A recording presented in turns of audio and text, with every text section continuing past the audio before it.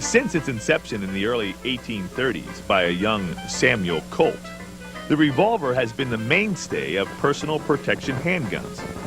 From the 1870s right through the 1990s, revolvers were the handgun of choice for law enforcement professionals worldwide. However, with the advent of new manufacturing techniques in the 1980s, the automatic handgun grew in popularity. So much so that by the mid-1990s, almost all modern law enforcement agencies had switched to the semi-automatic handgun. The revolver, of course, is still a formidable weapon, especially in the hands of a skilled shooter. Perhaps the greatest revolver shooter to compete in recognized competitions in the 20th century is Jerry Miculek. Jerry is a true champion competition shooter, winning the Soldier of Fortune 3-gun competition, the IPSC 3-gun nationals, the American Handgunner World Speed Shoot-Off Championship, the International Revolver Speed Championship, and two-time overall winner of the Second Chance competition, as well as placing in the top 20 of most modern action pistol competitions. He is known for his amazing abilities with a revolver, shooting and reloading as fast as the world's best with automatic pistols. Jerry Miculek is also an accomplished gunsmith, working with revolvers, automatic pistols, rifles, and shotguns. He and his wife, Kay Clark Miculek, along with Jim Clark Sr. and Jim Clark Jr., operate from the Shootout in Princeton, Louisiana, a 150-acre shooting facility and custom shop dedicated to competition shooting sports.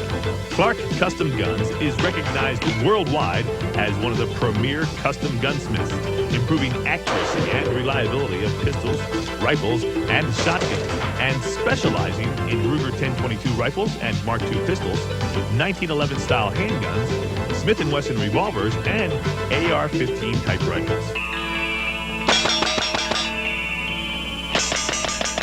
See, what we're going to talk about is the wise use of your time with your trigger finger.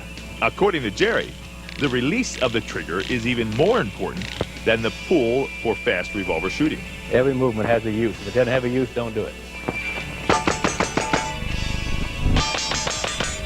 In this program, we'll address how much accuracy is really necessary. You only shoot as accurate as what the shot needs to be. If I see a front blade on that target, I'm going to give it a shot. How fast is a revolver? I can never outshoot my gun, the way it's set up. When I fire a shot, it's down waiting, saying, come on, boy, give me another one. You know, even at 12, 1300 split, it's waiting on me.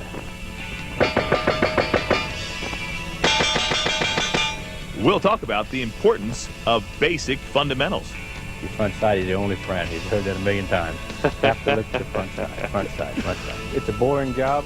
But someone's got to do it. Someone's got to do it. We'll also address the importance of grip design for fast and accurate revolver shooting. This is like 10, 12 years worth of trial and error. It looks really simple, but it took that long to understand exactly what I needed in a stock, what was BS and what was good.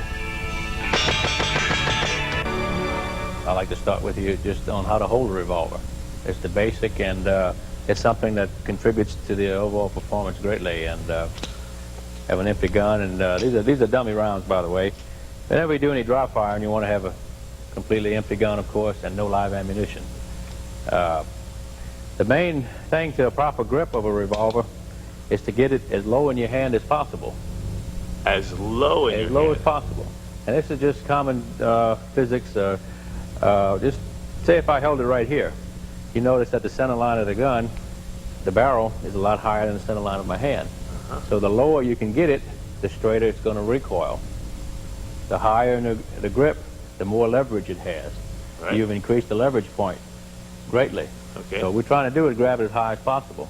And for me, which would be right here, and you notice the hammer just has enough room to clear the web of my hand. So that's as high as possible that I can grab the gun. So I have it as low in my hand as possible. It's pretty much relatively straight in line. It has to be off a little bit, of course, the way you can point the gun at the target. Otherwise, you'd have to lean way over to get a sight picture. So this position right here in my hand is pretty much the way I'd hold it to shoot it accurately. Okay. And now, obviously, you shoot with two hands in competition shooting. Right. What do you do with that second hand? You notice on this particular grip style, it's long enough to where when I grab it with my weak hand, I have a lot of stock here to exert pressure on, help control the gun. And I lock my thumbs over in this position. So I'm grabbing it really firm with the left hand, locking the thumbs over, and I'm putting 50–60% of my actual control of the gun comes from my left hand. So you want to use it as much as possible. What you're trying to do is get as much of your body on the gun as possible to control it. You know, you hold it right here. Every time you fire, it's two independent actions. Right. You receive no good from it. So you want to get it up on the side of the gun, let it contact the stock, wrap the thumbs over, and squeeze it really hard. So the butt of your palm or the heel of your palm Right. of your left hand is Right. actually touching the Oh, yeah. grip. It's exerting a lot of pressure on the gun. Now, obviously, to get the trigger speeds that you're able to do, you've got to have some dexterity as well as almost a relaxed right hand, right? Well, this is what's hard to understand, and it's the hardest part to master, really, on a double action trigger pull, is separating the trigger pull from the actual grip of the right hand. And the way you can train for that is to do speed drills, you know, the standard bill drill, and to actually see how much pressure you're using with your trigger finger.